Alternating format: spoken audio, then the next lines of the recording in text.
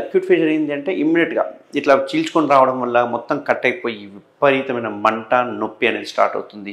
And వీళ్ళకు bleeding పడే అవకాశాలు ఉంటాయి. బ్లీడింగ్ అనేది మోస్ట్ కామన్‌గా బ్లీడింగ్ చూసుకుంటే గనక వీళ్ళకు లాస్ట్‌లో చిట్లినట్టుగా పడుతూ ఉంటుంది. కమ్మోడంతా చిమ్మినట్టుగా పడుతూ ఉంటుంది. కొందరికైతే స్టార్టింగ్‌లో 1, 2 చుక్కలు పడుతుంటాయి. కొందరికైతే మోషన్ వస్తూ ఉంటే దారి పొడుగున మోషన్ అంతా అంటుకొని తీగలుగా మోషన్‌తో పాటే బ్లడ్ అనేది రావడం జరుగుతూ ఉంటుందన్నట్టు. ఇవి కండిషన్ బట్టి ఒక్కొక్కరికి ఒక రకంగా ఉంటుందన్నట్టు.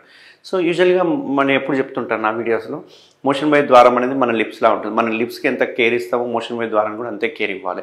అక్కడ ఇచ్చింగ్ కానీ ఇట్లాంటివి ఏమైనా ఉంటే కనుక సిడ్జ్ బాత్ చేయడం కానీ ఇట్లాంటివన్నీ చూసుకోవాలి. కానీ ఎప్పుడైతే ఇట్లా హార్డ్ మోషన్ పోయినప్పుడు అట్లా చిట్టిపోయింది అంటే కనుక దాన్నే మనం ఫిషర్ అంటాం అన్నట్టు. సో వాళ్ళకి బ్లీడింగ్ పడే అవకాశాలు ఉంటాయి. విపరీతమైన పెయిన్, మంట, నొప్పి, అంతేకాకుండా హార్డ్ మోషన్ పాస్ అవ్వడము ఇట్లాంటివన్నీ చూస్తూ ఉంటాం.